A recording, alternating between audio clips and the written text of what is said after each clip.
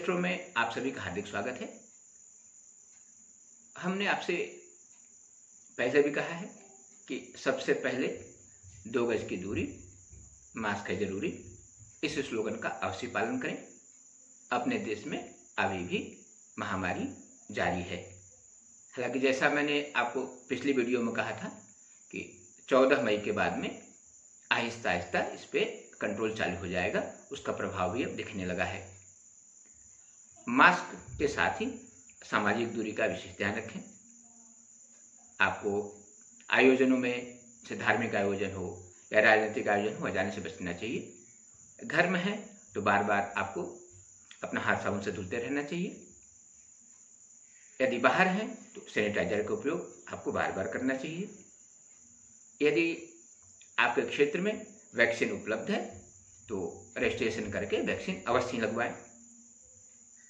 आत्मबल को बनाए रखकर ही हम इस महामारी पे विजय प्राप्त कर सकते हैं और अतिशीघ्र हम इस पे नियंत्रण भी कर सकते हैं।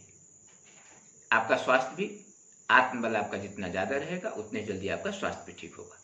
इन बातों का विशेष ख्याल रखें। एक भी घबराने की जरूरत नहीं है, लेकिन इसका मतलब ये बिल्कुल नहीं हुआ कि आपको लापरवाह हो जाना है।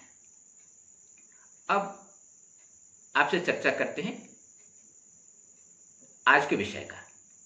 आज का विषय भी एक अति ही महत्वपूर्ण विषय है, जिसका नाम है काल सर्प योग। इसका नाम ही ऐसा है, इसमें काल का नाम भी है और सर्प का नाम भी है। इस नाम के आने मात्र से व्यक्ति अंदर से डर जाता है, और यदि किसी के कुंडली में किसी अच्छे विद्वान ने कह दिया है कि आपके कुंडली में काल सर्प योग है, तो मान लीजिए उस व्यक्ति के प्राण सूख जाते हैं कि पता नहीं मेरे साथ क्या होने वाला है।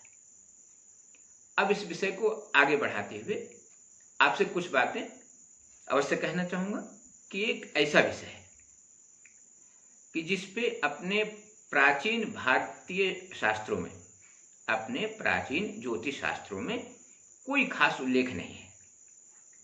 नवीन संस्करणों में भले इसका उल्लेख हो या आज के परिप्रेक्ष्य में इसको अति विस्तारित रूप में प्रचारित किया जा रहा है या बताया जा रहा है। अपने प्राचीन भारतीय ग्रंथों में इसका बहुत ही सूक्ष्म रूप से उल्लेख है, कोई विस्तार से इसकी चर्चा नहीं की गई है। और एक बात और मान के चलिए कि काल सर्प योग हमेशा खराब नहीं होता है, बल्कि भारत के या अन्य संपूर्ण विश्व के कई अति उच्च स्तरीय व्यक्ति हैं कि जिनके कुंडली में काल सर्प योग व्याप्त है। सोशल मीडिया के नियमों के कारण हम उनका नाम सबका नहीं ले सकते। अन्य छोड़िए, भारत के यानी स्वतंत्र भारत के जन्म कुंडली में भी काल सर्प योग है। इसी से आप समझ सकते हैं कि काल सर्प योग का मतलब सिर्फ और सिर्फ बुरा नहीं होता है। काल सर्प योग व्यक्ति को संघर्षशील अवश्य बनाता है, यानी उसको हर चीज थोड़े से संघर्ष से प्राप्त होती है, लेकिन प्राप्त अवश्य होती है। और ये मान लेना कि सिर्फ काल सर्प योग के कारण व्यक्ति का एक्सीडेंट हो जाएगा, यानी उसका जीवन खतरे में पड़ जाएगा, उसका स्वास्थ्य अच्छा नहीं रहेगा, या उसकी शिक्षा अच्छी नहीं होगी, या नौकरी नहीं लगेगी, या उसकी शादी नहीं होगी, या शादी के बाद भी उसको समस्याएं आएंगी, उसकी व्यापारिक स्थिति अच्छी नहीं होगी, आर्थिक स्थिति अच्छी नहीं होगी, उसके संतान नहीं होंगे, या उसको सामाजिक, राजनैतिक या पारिवारिक रूप से सम्मान नहीं मिलेगा, या मानसिक रोग भी हो जाएगा। इसीलिए इस प्रकार के अनेक बातें सुनने में आती हैं। तो ये सब प्रभाव एक पक्षी नहीं होता है। कई बार काल सर्प योग के कारण ही व्यक्ति के दुर्घटना में मृत्यु की संभावनाएं भी टल जाती हैं। अब स्थिति यह है कि आपके कुंडली में काल सर्प योग की स्थिति किन भावों में है। इसको आगे बढ़ाने के पहले एक बात और आपको बता दें कि किसी भी ग्रह का अंश यानी डिग्री बहुत मायने रखता है। यदि कोई भी ग्रह बाल्यावस्था में है तो भी प्रभावहीन है, या वृद्धावस्था में है तो भी प्रभावहीन है, यानी 5 डिग्री के कम है या 25 डिग्री से अधिक है। वैसे राहु, और केतु, जिनके कारण काल सर्प योग बनता है, ये हमेशा ही इनकी गति हमेशा ही वक्र रहती है, यानी हमेशा ही उल्टा चलते हैं। इसलिए इनके प्रारंभिक के 25 अंश तक और आखिरी के 0 से 5 अंश की स्थिति होती है, ये इनके प्रभाव को न्यूनतम रखती है। काल सर्पयोग की चर्चा को आगे बढ़ाने के पहले एक और बात कहूंगा कि यदि किसी के भी कुंडली में काल सर्प हो चाहे न हो, 3रे भाव, 6ठे भाव और 11वें भाव में यदि राहु की स्थिति है तो उस व्यक्ति के लिए खासकर 6ठे और 11वें भाव में अरिष्ट हंता योग बनता है, यानी ऐसे व्यक्तियों के साथ किसी भी तरह का दुर्घटना हो जाए जीवन की हानि नहीं होती है। ऐसे व्यक्तियों के लिए रिपुहंता योग भी बनता है, यानी ऐसे व्यक्तियों के दुश्मन कितने भी बड़े व्यक्ति हों, किसी स्तर के व्यक्ति हों, शायद उसका कुछ नहीं कर सकते। इतना ही नहीं, आदमी को आध्यात्मिक या उसको अन्य रूप से कोई तंत्र बोलता है, कोई मंत्र बोलता है, लेकिन उसको उचित भाषा में बोले तो आध्यात्मिक बाधा, यानी जिसको भौतिक बाधा बोलते हैं, भौतिक बाधा को भी षष्ठम भाव का राहु खत्म करने के लिए पर्याप्त पावर रखता है। इनके कुछ नकारात्मक इनका प्रभाव भी है, लेकिन इनका बहुत सारा सकारात्मक प्रभाव भी है। इसीलिए सिर्फ काल सर्प योग के नाम से ही आपको डरने की जरूरत नहीं है, उसको ये देखना पड़ेगा कि काल सर्प योग की स्थिति आपके कुंडली के किन भावों में है। यह हमेशा ध्यान रखिए, काल सर्प योग का प्रभाव वहीं पे पड़ता है जहां पे राहु और केतु बैठे हों। एक बात और, ऐसे भी चर्चा में आता है कि हमारे कुंडली में 10वें भाव में राहु बैठे हैं तो मुझे क्या नौकरी मिलेगी। हो सकता है ऐसे व्यक्तियों को शासकीय नौकरी नहीं मिले, लेकिन प्राइवेट में शायद उच्च स्तरीय नौकरी मिल सकती है। इसलिए ऊपरी तौर पे सिर्फ काल सर्प योग का नाम सुन के आपको घबराना बिल्कुल नहीं चाहिए। अब चर्चा करते हैं कि काल सर्प योग होता क्या है और कितने प्रकार का होता है। अपने प्राचीन ज्योतिष शास्त्रों में अनेकानेक मत हैं, जिसपे स्पष्ट बोलना ठीक नहीं है, लेकिन मुख्यतः 12 प्रकार के काल सर्प योग माने गए हैं। उनका मैं आपको नाम भी बता देता हूं। तो पहला आता है अनंत काल सर्प योग, फिर आता है कुलिक काल सर्प योग, फिर वासुकी काल सर्प योग, फिर शंखपाल काल सर्प योग, फिर आता है 5वां पद्म काल सर्प योग, फिर 6ठा आता है महापद्म काल सर्प योग, फिर उसके बाद आता है 7वां यानी तक्षक काल सर्प योग, 8वां करकोटक काल सर्प योग, 9वां शंखचूड़ काल सर्प योग, इसके बाद आता है घातक काल सर्प योग, फिर 11वां नंबर आता है विषधर काल सर्प योग, और आखिरी यानी आखिरी नंबर आता है शेषनाग काल सर्प योग। यानी कुल मुख्यतः 12 प्रकार के काल सर्प योग होते हैं। अब इसमें यह देखना जरूरी है कि इनका कितना प्रभाव सकारात्मक और कितना प्रभाव नकारात्मक होता है। अब इनके प्रभाव पे चर्चा करने से पहले ये ध्यान रखिए कि कुछ अपने शास्त्रों के मुख्य बिंदु हैं।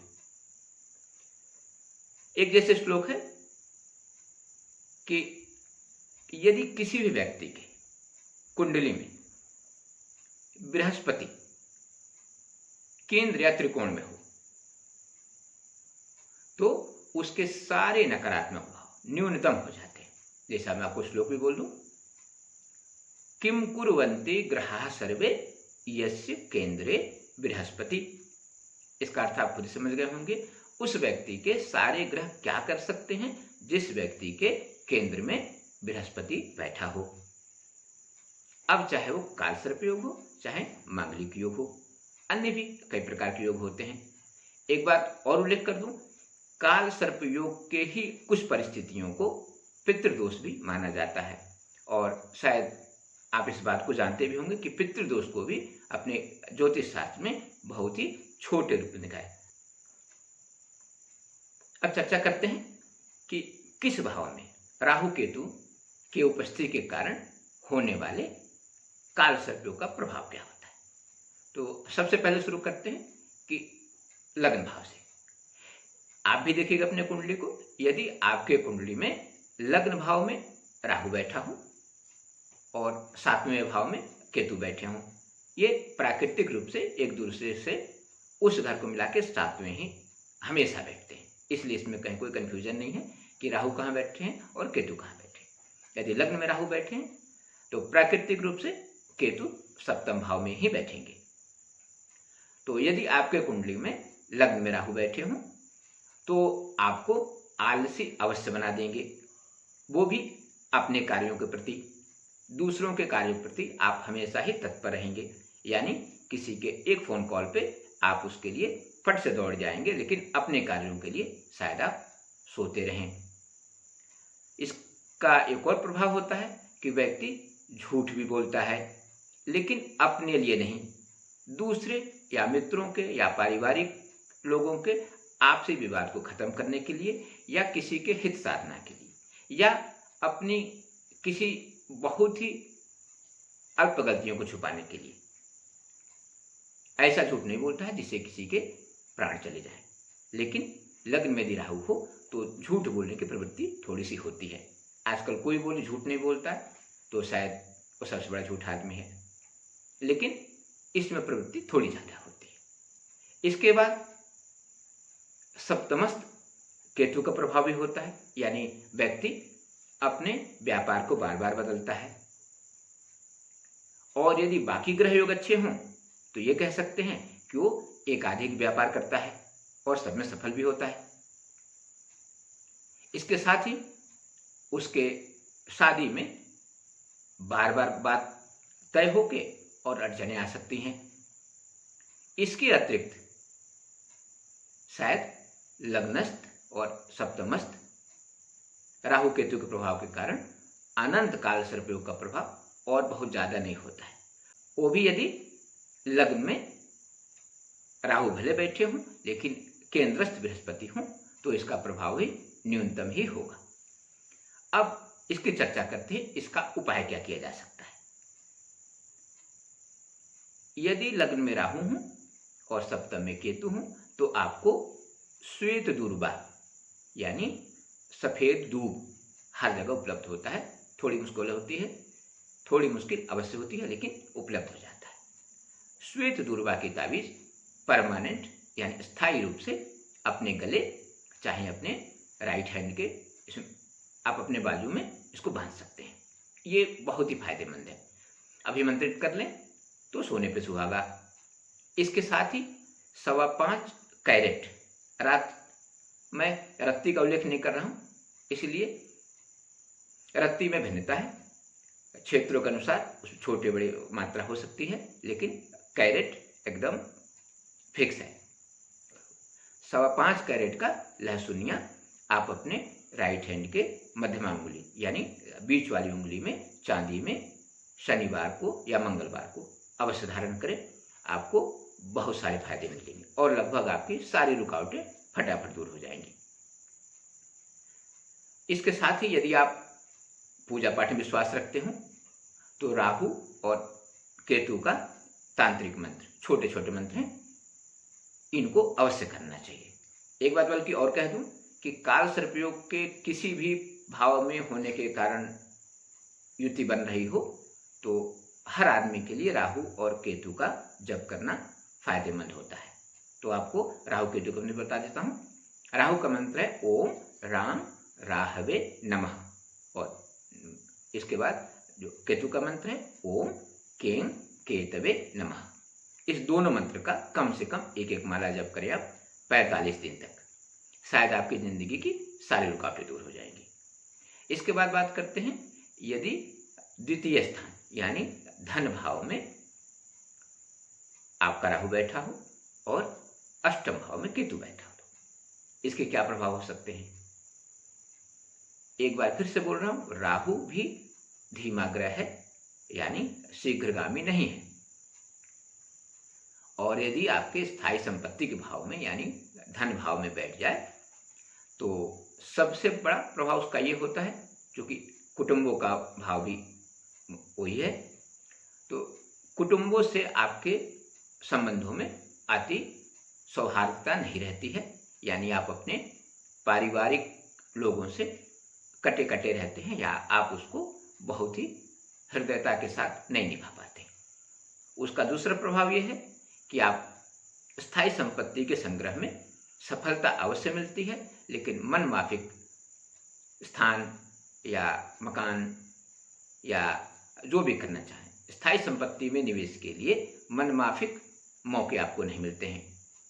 इसके अतिरिक्त ही आंखों में समस्या की संभावना बनी रहती है। ऐसे लोगों की वाणी भी कठोर हो सकती है, खासकर यदि उसमें मंगल की राशियां बैठी हों तो और भी। और यदि राहु आपका उच्च का यानी मिथुन राशि का यदि बैठा है तो फिर शायद आपके वाणी में आपके लिए नकारात्मक वाणी भी सकारात्मक फायदेमंद होगी, यानी सकारात्मक लाभ दे सकती है। और पैर में भी, चूंकि केतु का प्रभाव आपका पैर में रहेगा, पैर में चोट की संभावना बनी रहेगी। इसके साथ ही कुछ मौके ऐसे आते हैं कि लगता है कि जीवन को खतरा पैदा हो गया, चूंकि आयु का भाव भी अष्टमी है, तो स्थितियां कुछ ऐसी बनती हैं कि लगता है कि व्यक्ति का जीवन समाप्त हो गया, लेकिन लगभग ऐसा होता नहीं है, क्योंकि बाकी ग्रहों का प्रभाव भी होता है और राहु में मृत्यु को प्रदान करने की क्षमता नहीं होती है। इसके बाद बात करते हैं तीसरे भाव में यदि आपका राहु बैठा हो और नवम भाव में केतु बैठा हो, तो यदि आपके कुंडली में तीसरे भाव में राहु है तो भ्रातृ सुख को बाधित करता है। प्रारंभिक स्तर पे ऐश्वर्य यानी मान प्रतिष्ठा को भी प्रारंभिक तौर पे बोल रहा हूं, इसका ध्यान रखिए, स्थायी रूप से आपके मान सम्मान को राहु ठेस नहीं पहुंचा सकता, क्योंकि तीसरे भाव में, छठे भाव में और 11वें भाव में राहु हमेशा सकारात्मक फल देता है, लेकिन उसके कुछ नकारात्मक प्रभाव भी है, क्योंकि काल सर्पियों के कारण उसकी नकारात्मकता थोड़ी सी बढ़ जाती है। तो तीसरे भाव का राहु आपके भ्रातृ सुख को बाधित कर सकता है, ऐश्वर्य, मान प्रतिष्ठा आदि को भी प्रारंभिक दौर में थोड़ा सा बाधित कर सकता है। और आपके भाग्य में एक बार अब इसे ध्यान रखिए कि केतु कभी भाग्य भाव में बैठा हो तो भाग्य को स्तंभित नहीं करता, यानी बहता नहीं है। आपका भाग्य हमेशा परिवर्तनशील रहता है, आपका भाग्य बाधित नहीं होता, बल्कि एक रूप में नहीं चल पाता है। तो भाग्य जनित थोड़ी सी समस्याएं हो सकती हैं कि दिखेंगे बहुत अच्छे अवसर, लेकिन वो शायद अवसर आपको प्राप्त नहीं। इसके बाद बात करते हैं कि यदि इन भावों में राहु केतु बैठे हो तो इसका उपाय क्या करना चाहिए। ऐसे लोगों को एक छोटे से मंत्र का उपाय जरूर करना चाहिए, और जो जैसा पहले बता चुका हूं, राहु केतु के मंत्र का तो आपको अवश्य 45 दिन जप करना चाहिए, ये आपके लिए बहुत फायदेमंद है। ऐसे लोगों को गोमेद अवश्य धारण करना चाहिए, क्योंकि तीसरे भाव का राहु यदि आपने गोमेद धारण कर लिया तो शायद अत्यधिक प्रभावकारी होगा। और राहु केतु का मंत्र जपते रहिए, आपके काल सर्प योग का सारा प्रभाव अपने आप ही नष्ट हो जाएगा। आपको बीच में थोड़ा सा रोक रहा हूं। काल सर्प योग के शांति के लिए नाग पंचमी जो प्रतिवर्ष आता है, नाग पंचमी को किए गए उपाय 100 गुना ज्यादा फलकारी होते हैं। इसीलिए कोशिश करना चाहिए कि बाकी समय यदि हम इसका कोई उपाय नहीं कर पाते हैं तो नाग पंचमी को, आपको फिर अगले वीडियो में नाग पंचमी को किए जाने वाले उपाय बताऊंगा।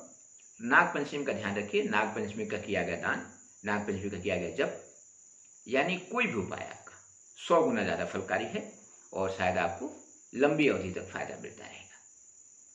इसके बाद आते हैं यदि चौथे भाव में राहु बैठा हो और आपके कर्म भाव में केतु बैठा हो, तो चौथे भाव का राहु मां, भूमि, भवन, वाहन, सुख, कुछ स्थितियों में सास, नौकर चाकर, इनके सुख को कहीं ना कहीं बाधित करता है।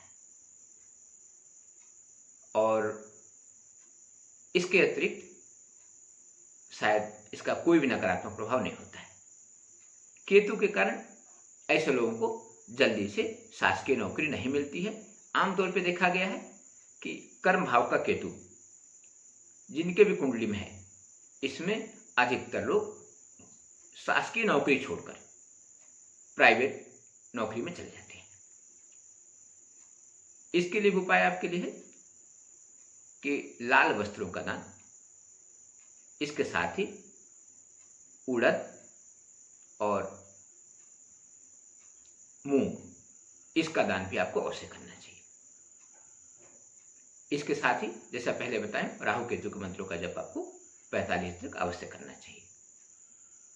इसके बाद एक और चर्चा, यदि पंचम भाव में राहु बैठा हो और एकादश भाव में केतु बैठा हो, तो ऐसे व्यक्तियों को माध्यमिक शिक्षा यानी 10वीं से 12वीं तक बाधा होने की संभावना रहती है। सामान्यतः यदि केंद्रस्थ गुरु ना हो या उच्च का गुरु ना हो, या आपके कुंडली का जो पंचमेश यदि बहुत ही मजबूत स्थिति में ना हो, तो भले व्यक्ति पीएचडी किया हो, लेकिन कहीं ना कहीं उसके माध्यमिक शिक्षा बाधित होती है। इसके अतिरिक्त आय की कंटिन्यूटी नहीं होती, यानी सतत आय का योग नहीं बनता है। यदि व्यापार कर रहे हैं तो किसी महीने आपने यदि 5 लाख कमाया, तो अगले महीने हो सकता है कि आप 50,000 ही कमा के रह जाए। और अपने से जो बड़े भाई बहन हैं, उनसे रिश्तों में एक रूपता नहीं होती है। बस इतना ही इसका नकारात्मक प्रभाव है, बाकी कोई भी नकारात्मक प्रभाव नहीं होता है। किंतु पंचम स्थान के राहु का एक सकारात्मक फायदा ये है कि ऐसे लोगों को संतान सुख अवश्य प्राप्त होता है, भले ही विलंब से हो। इसके बाद बात करते हैं छठे भाव के राहु और 12वें भाव के केतु का। छठे भाव के राहु का सबसे बड़ा लाभ, जैसा कि मैं आपको पहले बता चुका हूं, अरिष्ट हंता योग, रिपु हंता योग। इसके साथ ही ऐसे लोगों को औषधियों का रिएक्शन भी बहुत कम होता है। आध्यात्मिक बाधाएं भी लगभग शून्य होती हैं। लेकिन ऐसे लोगों के मामा पक्ष से यानी मातृपक्ष से, मामा मौसी, इनसे रिश्ते खराब होने की संभावनाएं बनी रहती है। साथ ही इनके पैरों में कुछ न कुछ समस्या लगी रहती है। ऐसे लोग मौके पे खर्च नहीं करते हैं, बेमौके पे खर्च करते हैं। यानी खर्च तो करते हैं, लेकिन खर्च करने की इनकी प्रवृत्ति अच्छी नहीं होती है। इसके लिए सबसे अच्छा उपाय है कि सर्वा बाधासु, इस मंत्र को पूरा अच्छे से यहाँ सुन लीजिए। ओम सर्वा बाधासु घोरासु वेदनाभ्यर्दितोऽपि वा स्मरण ममैतच्चरितम नरमुच्चेत संकटात्। इस मंत्र का आपको 45 दिन तक कम से कम एक माला जप करना चाहिए। इसके बाद नंबर आता है सप्तम भाव के राहु और लग्न भाव के केतु के। सप्तम भाव के राहु का एक खास विशेषता है कि ये आपको किसी एक क्षेत्र में, यदि आप नौकरी में हैं तो नौकरी में आपको लगातार रखे रहेंगे। यदि आप व्यापार में एक बार घुस गए तो शायद आप उस व्यापार को छोड़ नहीं पाएंगे। नकारात्मक प्रभाव ये है कि सामान्यतः आज के परिप्रेक्ष्य में वैसे भी बालक बालिकाओं की शादी लेट से हो रही है। फिर भी यदि सप्तमस्थ राहु है तो विवाह में विलंब लगभग तय है। विवाह होता है ये भी लगभग तय है, विवाह में विलंब होता है बस। इसके अतिरिक्त केतु के प्रभाव के कारण व्यक्ति का मन अस्थिर होता है, यानी मन में चंचलता अत्यधिक होती है। फैसले लेने में आदमी ज़्यादा समय लेता है, यानी एकाधिक विचार ऐसे लोगों के दिमाग में हमेशा चलते हैं और एक विचार पे टिके रहना इनके लिए बड़ा मुश्किल होता है। ऐसे लोगों को जो गर्दन के ऊपर, खासकर आंखों के ऊपर, सिर में चोट लगने की संभावना रहती है। ऐसे लोगों को रविवार, मंगलवार और शनिवार को यात्रा करने से अवश्य बचना चाहिए। और जो आपको जैसा पहले बताया है, राहु केतु का जप आप भी करते रहिए। इसके बाद आता है 8वें भाव के राहु और धन भाव के केतु का। 8वें भाव के राहु ये भी पैर में चोट की संभावना बढ़ाते हैं, लेकिन राहु के कारण कभी भी पैर कटने की संभावना नहीं होती, भले ही दुर्घटना कितना भी भीषण हो। ऐसा नहीं।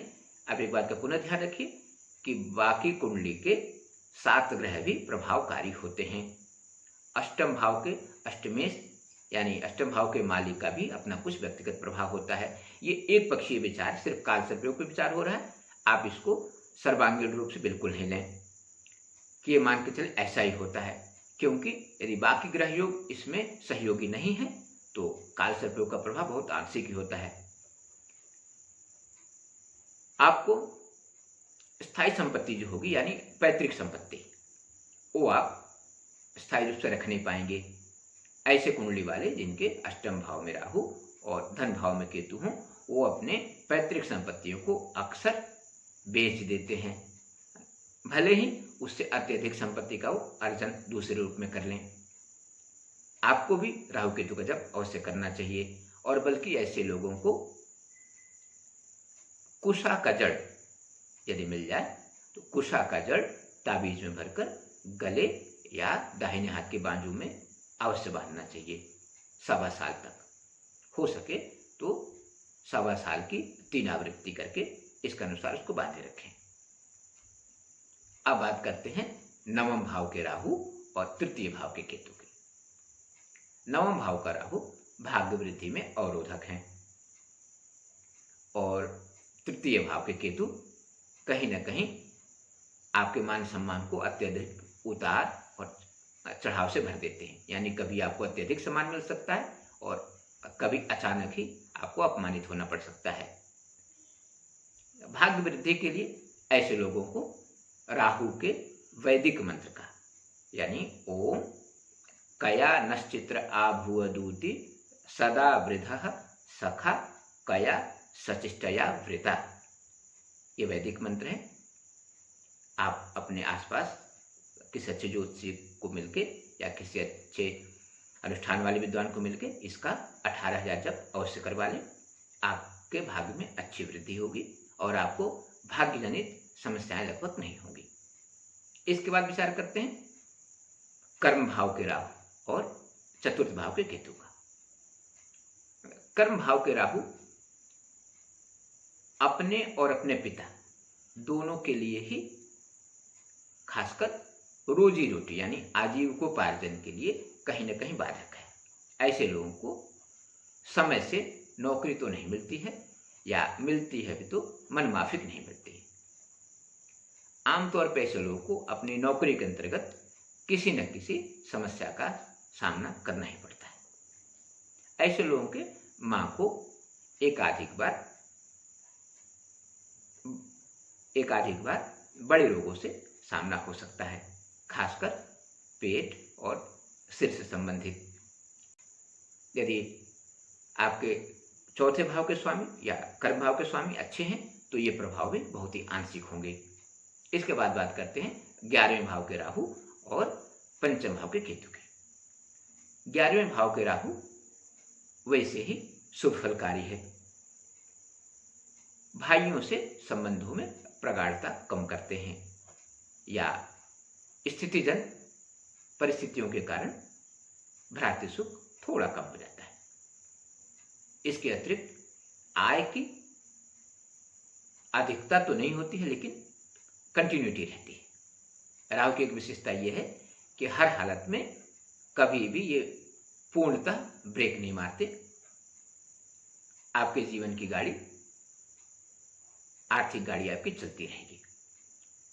पंचमस्थ केतु आपके शिक्षा और संतान को प्रारंभिक दौर में बाधित कर सकते हैं। बाकी ग्रह के प्रभाव को भी देखना जरूरी है।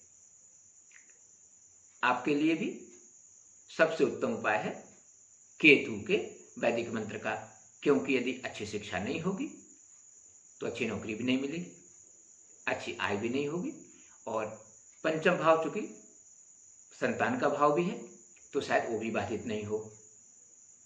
तो आपको मैं केतु का वैदिक मंत्र बता देता हूं। ओम केतुम क्रीडमंड केतवे पेशो मर्या अपेश से समुखद्विरजा यथा। इस वैदिक मंत्र का कम से कम 18,000 जप अवश्य करवाएं, आपको बहुत लाभ होगा। इसके बाद बात करते हैं 12वें भाव के राहु और 6ठे भाव के केतु का। 12वें भाव के राहु सामान्यतः व्यक्ति को कंजूस बनाते हैं, यानी उसको खर्च करने से रोकते हैं। एक और नकारात्मक प्रभाव है, ऐसे व्यक्ति अपने से बड़ों का सम्मान करना तो चाहता है, लेकिन परिस्थितियां उसके प्रतिकूल होती हैं या उसके सम्मान को भी कोई ध्यान नहीं देता है। 6ठे भाव का केतु पैरों में चोट लगाने की अत्यधिक संभावनाएं पैदा करता है। सामान्यतः केतु के कारण लगने वाले चोट में टांके अवश्य पड़ते हैं, यानी सामान्य से थोड़ा सा घातक हो सकता है। इसमें भी डरने की संभावना नहीं है, क्योंकि बाकी के 7 ग्रह भी है। आपको बार बार बोल रहा हूं कि सिर्फ काल सर्प योग के एक पक्षीय बातों पे आप बिल्कुल ध्यान नहीं दें। एक बात और आपको बता दूं, उच्च का राहु, उच्च का केतु, 0 डिग्री यानी इनका बाल्यावस्था या वृद्धावस्था का केतु, ये भी प्रभावकारी नहीं होते हैं। केंद्रस्थ गुरु इनके प्रभाव को न्यूनतम कर देते हैं। पर्टिकुलर यानी आपके राहु केतु जिन भावों में बैठे उन भावों के स्वामी यदि उच्च के हैं या अच्छी अवस्था में हैं, तो भी आपके काल सर्पियों का प्रभाव बहुत नकारात्मक नहीं होता है। और एक बार आपको पुनः बोल रहा हूं कि भारत के कुंडली में भी काल सर्पयोग है और भारत आज आहिस्ता आहिस्ता ही सही लेकिन विश्व गुरु बनने की ओर अग्रसरित है। पहले भी भारत सोने की चिड़िया ही था, लेकिन स्वतंत्र भारत के काल सर्पों के कारण भारत ने काफी संघर्ष किया, लेकिन आहिस्ता आहिस्ता अपने पथ पे अग्रसर है। इसलिए अन्य भी बहुत सारे इसमें नाम लिए जा सकते हैं, लेकिन मैं आपको फिर से बोल रहा हूँ कि सोशल मीडिया के नियमों के बात का कारण हम किसी का नाम नहीं ले सकते, लेकिन बहुत सारे हमारे सचिन तेंदुलकर जिसमें एक शामिल है, उनका नाम तो हम हक से ले सकते हैं क्योंकि वो भारत रत्न है। बाकी लोगों का नाम लेना शायद उचित नहीं है, लेकिन भारत में भी कई सारे अच्छे व्यक्ति जो बहुत ही उच्च स्तर पे हैं या जिनका सम्मान से नाम लिया जाता है। एक और भी नाम जोड़ दूं, भारत के प्रथम प्रधानमंत्री, उनके भी कुंडली में काल सर्पयोग है, लेकिन उन्होंने एक लंबी अवधि तक राज किया और उनका भी भारत में अच्छा खासा सहयोग है। उनका व्यक्ति जीवन तो अच्छा रहा ही रहा। इसीलिए सिर्फ काल सर्पयोग को देख के आप भी न डरें, किसी उचित ज्योतिषी से अच्छे से विचार करवाएं कि क्या सचमुच आपके कुंडली का काल सर्पयोग अच्छा प्रभावकारी है या बुरा प्रभावकारी है, और यदि वाकई में बुरा प्रभावकारी है तो उसका आप उनसे उपाय पूछ के उसका पालन अवश्य करें। अगले वीडियो में एक और अच्छे विषय के साथ, यानी जैसे मैंने आपको पिछले वीडियो बताया था मांगलिक के शांति, यानी आपके कुंडली यदि मांगलिक है तो उसके लिए आपको क्या क्या करना चाहिए राशि अनुसार, इसके साथ ही राशि के अनुसार क्या क्या हवन, यानी जो भी आप हवन पूजा करते हैं उसमें किन किन सामग्रियों का सम्मिश्रण करें ताकि आपको अत्यधिक लाभ हो, इसके विषय में भी अतिशीघ्र आपको जानकारी देने वाला हूं। धन्यवाद।